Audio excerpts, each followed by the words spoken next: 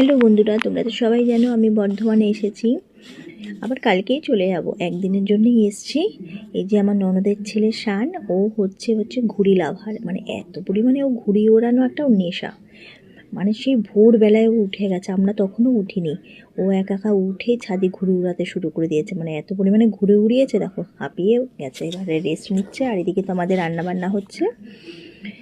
আমরা সব জোগাড় জান্তি সব করে দিয়েছি, আর এই যে সব রান্নাবান্না হচ্ছে।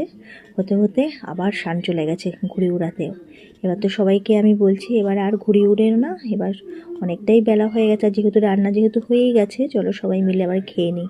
কিন্তু কে কার কথা শুনে, সবাই তো ঘুড়ি উড়াতেই ব্যস্ত। অনেকেই এসেছিলো কিন্তু আমাদের এই ননদের বাড়িতে, মানে একটা পিকনিকের মতো হয়েছে, একদিকে ঘুড়ি উড়ানো, আর এই ঘুড়িকে নিয়ে বর্ধমানে কিন্তু বিশাল বড় একটা মেলাও বসে। মানে সেই সবের জন্যই একদিনের জন্যই আমরা এসেছি, যে ঘুড়ির মেলাও দেখা হবে, আর এই ছাদে বসে সবাই একসাথে বসে একটা পিকনিকও করা হবে। তো এটার জন্যই আমাদের আসা বর্ধমানে।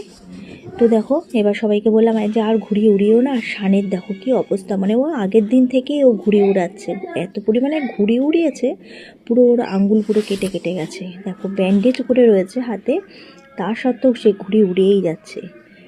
এদিকে তো আমি বলেই যাচ্ছি যে আর ঘুড়ি উড়িও না, এবার সবাই খেয়ে নাও। কে কার কথা শুনে সবাই মিলে দেখো। আর এত পরিমাণে রোদ আজকে, মানে মানে আমি ঘুড়ির দিকে তাকাতেই পাচ্ছি না। ওরা যে কীভাবে যে ঘুড়িটা উড়াচ্ছে ওরাই জানে। আমি তো সেই বারবার করে বলেছি তোরা দেখছিসটা কী করে। যাই হোক, ওরা তো কালো চশমা পরে নিয়েছিল, কালো চশমা সানগ্লাস পরে তারপরে ঘুড়ি উড়াচ্ছিল। তো যাই হোক, ওদের কাছ থেকে আমিও সানগ্লাসটা নিয়ে যাই হোক আমি এটুকুনি তুলতে পেরেছি।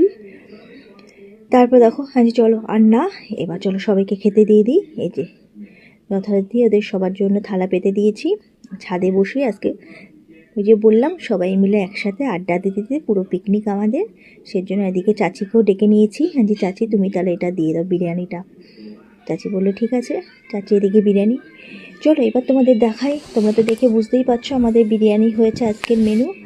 আর এই বিরিয়ানির সাথে আর কি কি রান্না হয়েছে সেটাও তোমাদেরকে আজকে দেখাচ্ছি। আগে চলো আগে সবাইকে খেতে দিয়ে দিই। চাচিকে বললাম তুমি তুলে দাও, আমি সবাইকে না খেতে দিয়ে দিচ্ছি। এই যে সবাইকে আমি পুরো বসিয়ে খেতে দিয়ে দিয়েছি। এদিকে আমার ছেলে ঠেলে সবাইকে খেতে দিয়ে দিয়েছে। আর কী কী আমাদের আইটেম ছিল তো সেটাও তোমাদেরকে দেখাচ্ছি। তোমাদের তো বললামই বিরিয়ানি হয়েছে। এদিকে দেখো হাঁড়িতে বিরিয়ানি আর স্যালাড, আর সাথে রয়েছে আমাদের রায়তা, আর আছে মিষ্টি, 2 রকমের মিষ্টি, আর পাঁপড় ভাজা, আর ডিম সিদ্ধ, আর হচ্ছে কোল্ড ড্রিঙ্কস।